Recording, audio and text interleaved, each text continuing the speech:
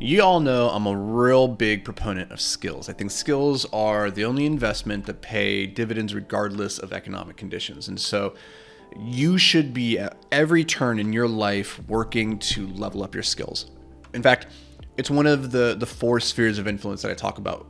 You have your mindset, you have your health, your wealth, and your skills. Those are the four things that are really going to dictate the quality of your life. And they're the things that are, like, for the most part, fully within your control.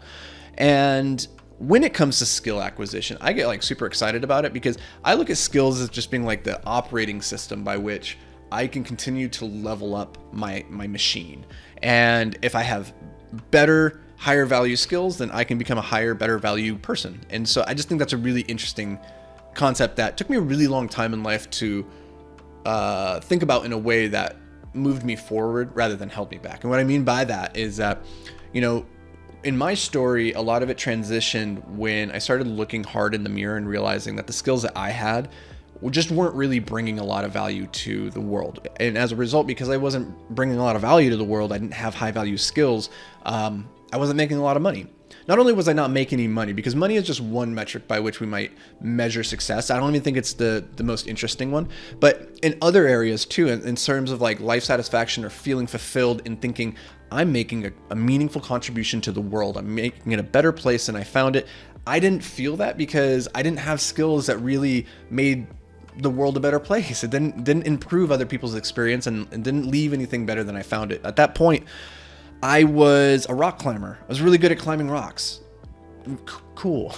That's not doing anything for the world though. And as a result, I wasn't making money, but I also wasn't feeling fulfilled. I was feeling a lot of joy and excitement and traveling the world. But it wasn't a deep contentment. And so when I decided I wanted to start playing the money game better, the first place I had to look was at my skills. And what I realized at that point was, well, I don't have any. I'm kind of starting from scratch.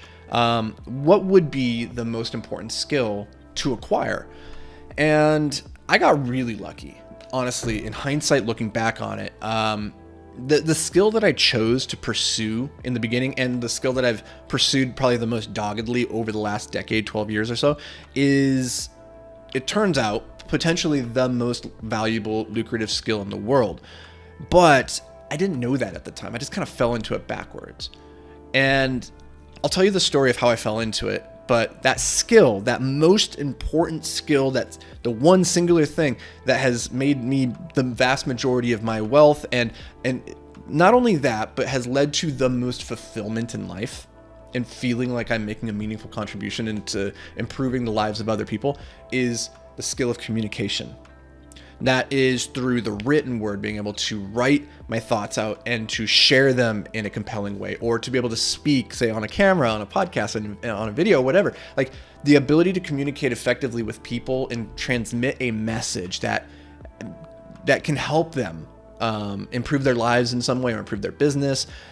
That has been the most lucrative skill I've ever had, I've ever acquired. I think it is the most important skill if you want to make money. But again, going back to the idea of making an impact on the world, the ability to communicate your ideas in a way that compels people to change or take action, it turns out, I think that is the most powerful skill in human existence. And you have to look no further than, there's so many countless examples of powerful speakers and orators and communicators who are able to, I'm not saying Hitler is a person that we should look up to by any means, but you look at what he was able to do, a person who had really no other valuable skills beyond his ability to communicate in a way that compelled people to take horrible actions, but he was able to communicate very persuasively to them. But you can also look at the other side of it, Martin Luther King Jr. or John F. Kennedy, like these people who are incredible communicators, Abraham Lincoln, they were able to affect incredible change with nothing more than their words and their ability to communicate those words in an influential, impactful way. And so when it comes to what skills should you be working on, I think communication should be in your top 3, if not the number 1 skill that you should be sitting down every single day with intention trying to hone and improve. And there's so many ways that you can do this. There, whether that's, sitting down and journaling every day, or blogging, or tweeting, or having a podcast, or doing a video, or just making sure to sit down with loved ones, or your employees, or your workers, your colleagues, people in the world, and having conversations with them, and with intention trying to improve at your ability to tell stories in a effective manner, right? A lot of times we as humans, we are masters at recognizing a good story from a bad story, but we're not always so good at telling stories. And so anything done with intention, I think, is inevitably a success. But the problem is, most of us we don't approach the act of communicating or storytelling with enough intention. And so we don't necessarily improve at it. Now, for me, when I said before that I kind of fell into this one backwards, I didn't mean to. It wasn't with intention that I looked at the world and I said, okay, what is the most high value skill that I could acquire to get out of that van and like start turning my life around?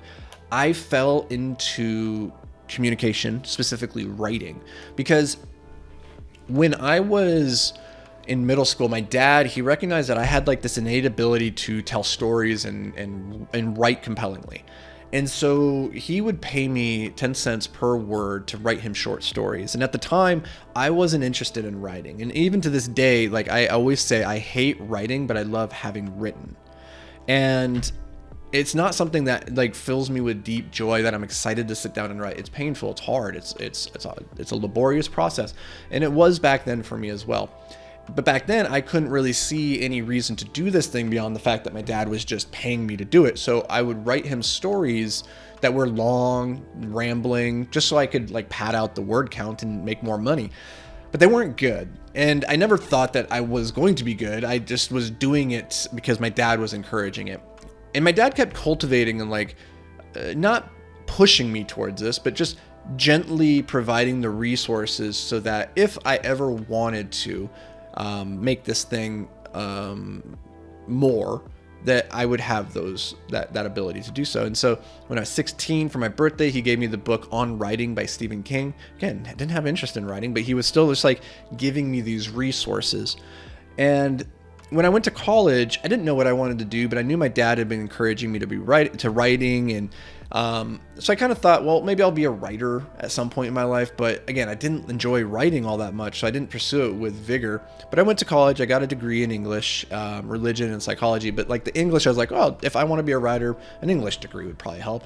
In hindsight, it doesn't. It didn't at all. But I always had it kind of like in the back of my mind, well, maybe I'll be a writer someday.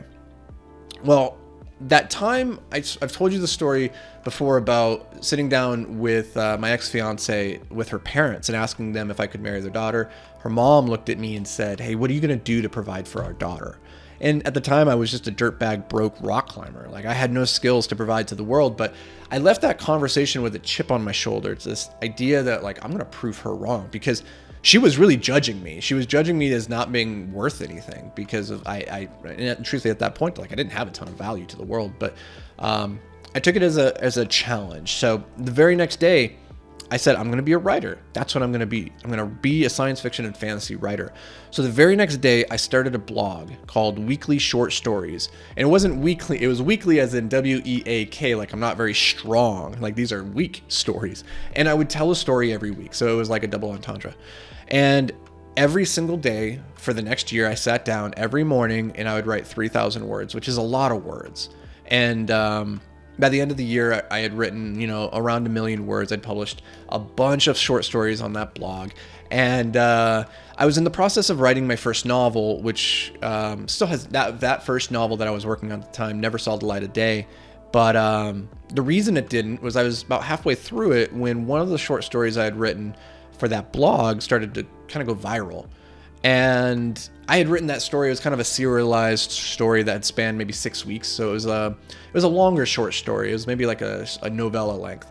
And so I was like, wow, people really like this. And people were really asking for me to continue building in that world. So I pivoted and took that short story, expanded it, and that became the Time Heist and Mind Breach and Soul State and the Firstborn Saga, which became my very first trilogy that I published about 1.5 years later. And all that's to say is that like I fell into that skill. I fell into this thing that my dad had kind of like been fostering in me since I was a young kid. And in my time of need, I just turned to it. And I got really lucky, it turns out, because that ability to write effectively and persuasively, it then served me very well as I started to transition into nonfiction. And then I started transitioning into like more spoken word content. But just what I found was the ability to take my ideas and share them is the most valuable skill that I have. And I think it's one that we can all improve, because we're all communicating in one way or another, like constantly, whether that's through our body language, through what we're wearing, through how we're saying what we're saying, through what we're saying. And I think it's a skill that if you're starting off right now and you're not where you want to be in life, I think that's the first skill to really look at, your ability to communicate, because everything else becomes so much easier in business, whether that's trying to rally a team around a cause or trying to rally an audience around a product. Like, the ability to effectively communicate it's changed my life. It's transformed it for the better. So that is the one skill, if I had to pick one, that has made me millions. Hope this brings you a little bit of value, guys and gals. I appreciate you as always being here. I'll catch you back around these parts tomorrow, but until then, stay hyper focused, my friend.